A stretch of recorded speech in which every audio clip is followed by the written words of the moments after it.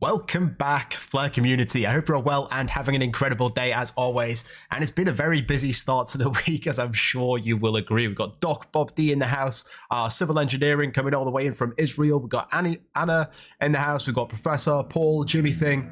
Who else have we got here? Death Ranger. We got TGS Source, Rain, Crypto Granny, the Blockchain Gamer, Earthworth, True, Atata Inu. Hope you guys are all well, and obviously Cassie coming in there a little bit late. But yeah, we're going to run down some of the weekly news, and it's been very busy, as I did just mention. But before we do, we're going to have a quick look at the various FTSO signal provider statistics and get a bit of an idea on how they are performing this week or through the epoch. This is a site called Flaremetrics. It's flaremetrics.io, and this is a great tool for those who want to look at some of these metrics on performance of the various signal providers. Currently, it is only for the Songbird network, but there is a recent tweet actually, which I forgot to bring up, but they're actually announcing support for Flare within the next couple of days. So we'll give this a quick refresh here, and we're going to sort by the reward rate descending. And as we can see, there are a couple here that are missing. And I believe that this list is actually extracted from the BitTrue official list. And they basically go through a process of validating some of the code, doing a bit of a code review to assess if some of these signal providers are using their own proprietary algorithms. So let's do the top charts that are proven to be doing or proven to be transparent. We've got Atlas TSO, we've got O1 FTSO in second, Oracle Swap in third, Ivy Oracle in fourth, and finally Sovereign in ninth. So pretty impressive right there. What we're going to do is we're going to jump over to the Flare side of things. And again, this is the Flare Monitor tool. And I know that some people may not have actually heard of this. So if you just give me a second, I'll post a link in the chat. Perfect. So this is again for the Flare network, and you know that the Flare oracles are 3.5 days, so half that of the epochs on Songbird. So let's sort of order by the reward rate here. Topping the charts, Atlas FTSO in second place, Ivy Oracle third place, Flare Oracle fourth place, AFTSO, and in fifth place, Flare Beacon. Nice. Moving on, we have Sparkles. Now, Sparkles is an NFT platform, and it's the first on the Flare network. And you can see that we have some trading here for various Flare NFTs, but they're also on the Songbird networks too. And that's sparklesnft.com. So let me just give this a quick refresh, and we'll check what NFT collections are hot this week. So here we are. We have topping the charts this week is the Sparkles Genesis collection. In second place, the Fat Cats. Third place, Flare Punks, and that's on the Flare network. In fourth place, Frogman Inception. I need to dig a little bit deeper into this. I've been hearing a lot of good things. And in fifth place, we have the Fat Leopards. Honorable mention to the Fat Tigers there, making the full trinity. We've got the Fat Cats, the Fat Leopards, and the Fat Tigers, taking 3 of the top 6 spots. So they are known to be one of the premium NFT collections for a reason. If you guys don't follow this guy on Twitter, he's called Gene, and he creates visualization on a lot of the FTSO performance data or the signal provider data. And here's an example. He's recently started doing this for the Flare network. He's been doing it for the Songbird network for the longest time now, going back over a year at least, right? Here's the kind of APYs that you can expect from some of the top performers here, you know, ranging from maybe 75% all the way up to, you know, 98%. Oh, sorry, this is the relative accuracy. My bad. Do disregard that. Here we go. This is the reward rates per day. So I guess this is percentage per day. So 0.5%. So still pretty good, you know. It's better than any bank. A lot of people do compare this to Songbird, but they're not. It's sort of comparing apples to oranges because there are many different factors that need to be considered. But still, Gene is definitely worth a follow if you haven't already. Jumping into some of the recent hot topics, I'm just giving my spin on this. You know, I guess it's important to mention. Let's do a bit of a rewind first, though, and talk about some of the recent things that have come to light. So, the Flare team have distributed a grant recently to the people that are supporting the Flare network, right? And these are the signal providers. So signal providers have received FLR, and this was a couple of days prior to the TDE, the token distribution event. And they was actually due to receive it long before that. And this is because they have been supporting the Flare network for a long time. Because, you know, in order to launch the FTSO on Flare, the participants, the signal providers, need to actively be submitting data prior to it going live, right? You can't expect the FTSO on Flare to go live and then everyone's ready and waiting at a specific time to just start it, right? It's been sort of in a, I guess you could call it some sort of observation mode for quite some time now. Now, obviously, signal providers have a lot of overhead with their costs, and I sort of just wanted to put this out there, right? The idea of signal providers, which provide critical infrastructure to both the Songbird and the Flare network, not being able to sell SGB or FLR makes as much sense as proof of work miners not being able to sell to cover electricity costs, or proof of stake validators not being able to sell their rewards, right? So I think it's important to realize that, you know, just because someone is running a signal provider and they're selling, it almost makes sense. You know, how else do you think they're going to pay for their costs?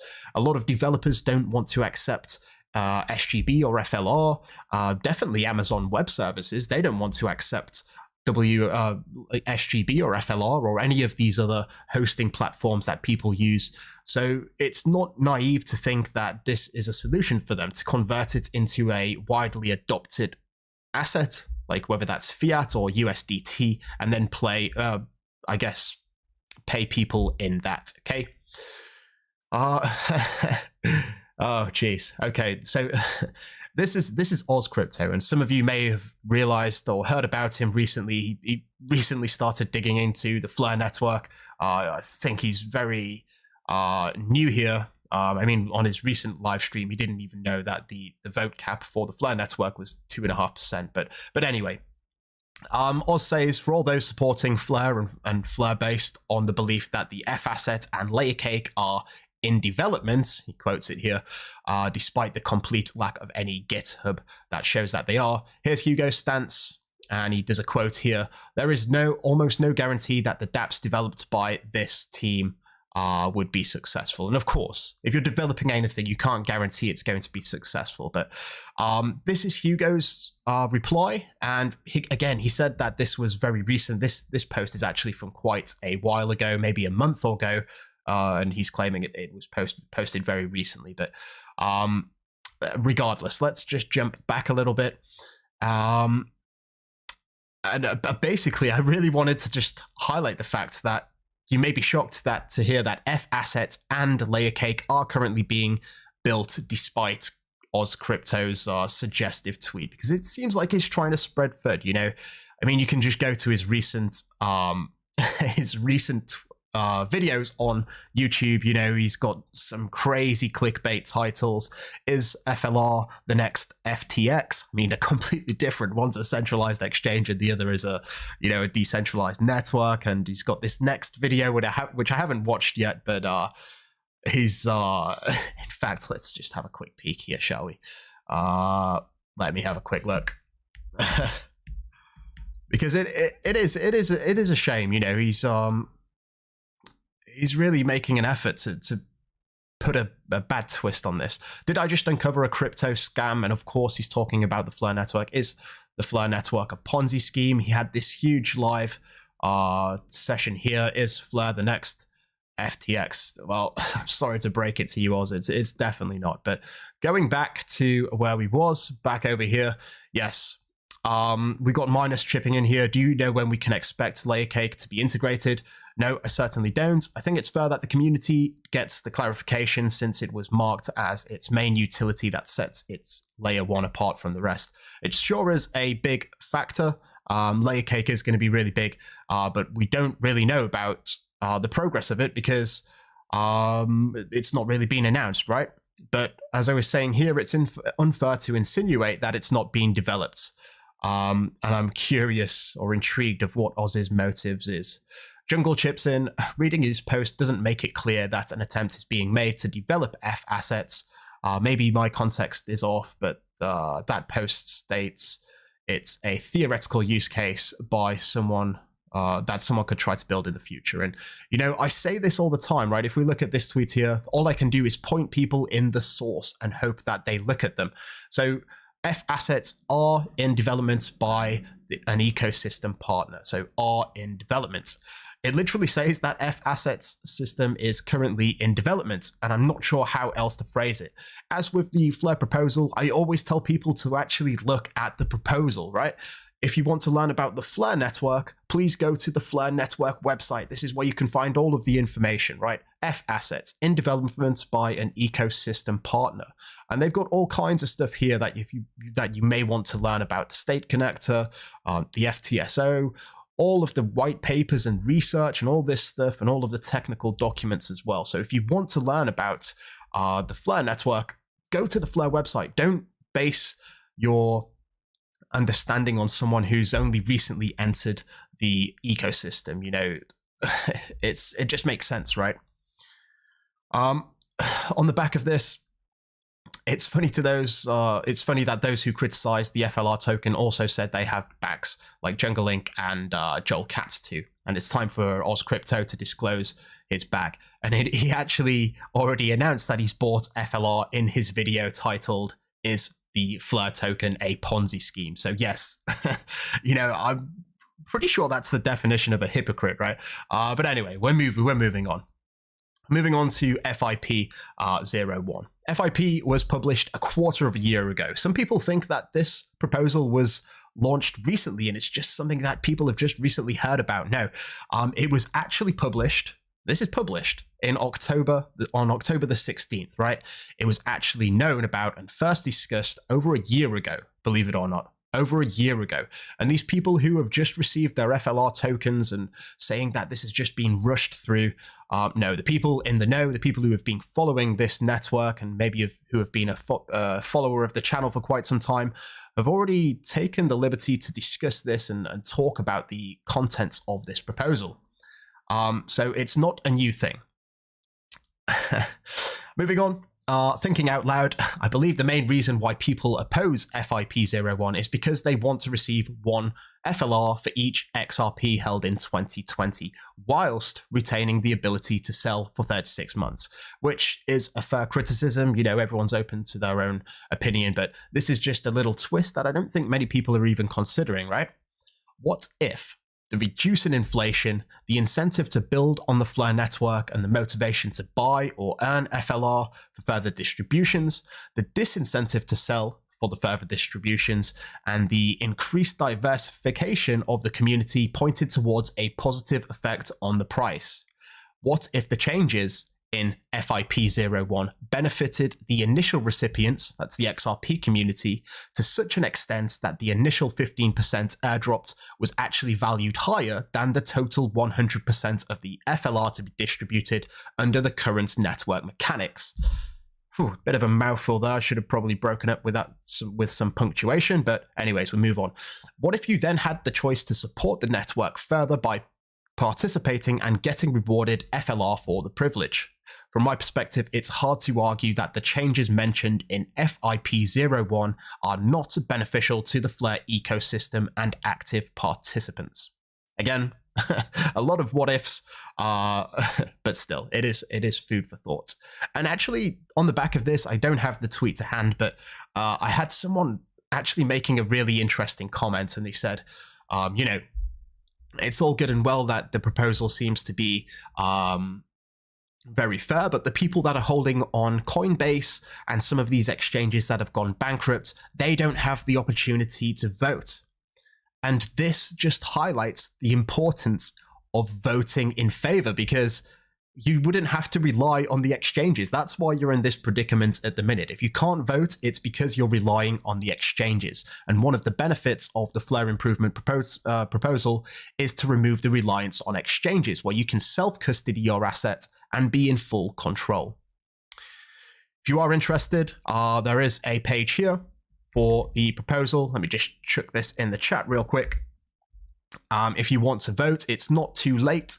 I think voting closes next Friday, this Friday coming up. If you want to read about the proposal, of course, all you have to do is look at the proposal. This is the proposal description. It gives you all of the details about what is happening. And it's not just about the distribution method. It also reduces inflation, and along with that become many other benefits. So let's jump into something a little bit more what we're used to, you know, with pushing all of the FUD to a side. 1 year of NFTs on the Flare network, and this is from Sparkles, I guess the leading NFT marketplace. They've been around for 1 full year this past week. Total NFTs sold just shy of 65,000. That's a huge milestone. Total SGB traded, 100 million, which is pretty close to 3.5 million USD. Total FLR traded about 12,000 US dollars, or 250,000 FLR. And obviously, we've just launched that on the Flare network. So pretty inspiring stuff there. You know, it's a rapidly growing network, and NFTs have obviously played a major role in the activity on the Songbird network, and I'm sure they will on the Flare network moving forward too. For those who want to auto-compound, this is a new feature coming to the Flare network. In fact, it's already here. Flare Oracle have allowed you to click on this little toggle here, click on auto-claiming, and it's a way that you can essentially just automatically claim your FLR rewards. These are delegation rewards each week, and have it automatically wrapped for a small fee. And I believe that fee is 0.4 FLR. There's also a similar functionality coming to the Bifrost wallet. Again, it's actually here. It's not coming. Be sure to update your Bifrost wallet if you haven't already. And again, 0.4 fee. I don't know, I'm quite a frugal kind of guy, so I'm happy to just claim manually. Makes no difference to me. But for those interested, you know, if you are going on holiday or something, I don't know, you want some time off, definitely could be worth considering so that you get that compounding effect. Tweet here from FTSO AU, who are also running the Flare Metrics account and the Flare Builders. They've done incredible work for this place.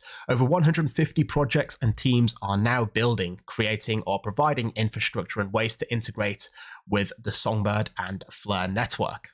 And there's still many that aren't actually listed. So if we have a quick peek at this website, you can sort of see it all broken down here. Data providers, we've got DeFi, ecosystem, gaming, metaverse, NFT, utilities, validators, wallet.